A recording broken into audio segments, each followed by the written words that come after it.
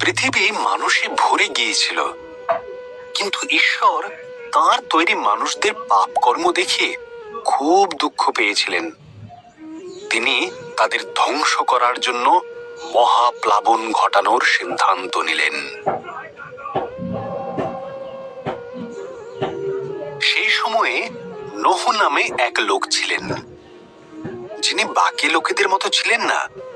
নোহ ঈশ্বরকে ভালোবাসতেন এবং তাঁর বাধ্য ছিলেন। ঈশ্বর নোহ ও তার পরিবারকে মহাপ্লাবন থেকে বাঁচিয়ে রাখার কথা ভাবলেন। ঈশ্বর নোহকে মহাপ্লাবন থেকে সাবধান করলেন। তিনি নোহকে একটি বিশাল বড় জাহাজ তৈরি করতে বললেন, যার নিচু ছাদ থাকবে, 3টি তলা, 1টি জানালা ও 1টি দরজা থাকবে। নোহ ঈশ্বরের কথা মতন জাহাজটি তৈরি করলেন। ঈশ্বর নোহকে বললেন, প্রত্যেক ধরনের পশুর থেকে জোড়ায় জোড়ায় পশু সংগ্রহ করতে, 1টি করে পুরুষ, 1টি করে স্ত্রী।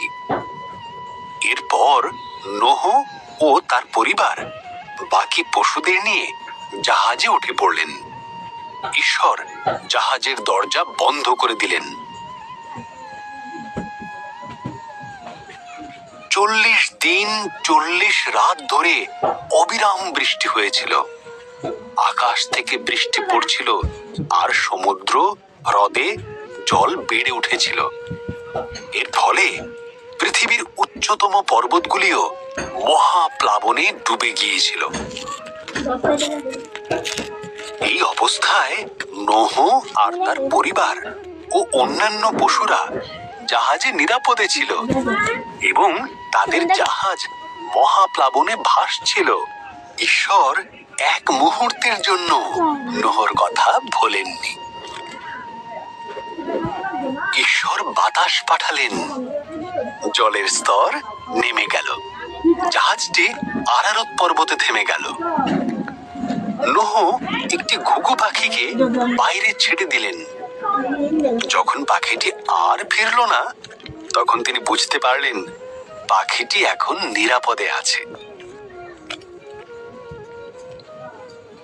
ভূমি শুকিয়ে যাবার পর ঈশ্বর তাদেরকে জাহাজ থেকে বেরিয়ে আসতে বললেন। তিনি আকাশে প্রতিজ্ঞা স্বরূপ একটি মেঘধনু বানালেন, এই কারণে যে তিনি আর কখনো পৃথিবীতে মহাপ্লাবন আনবেন না।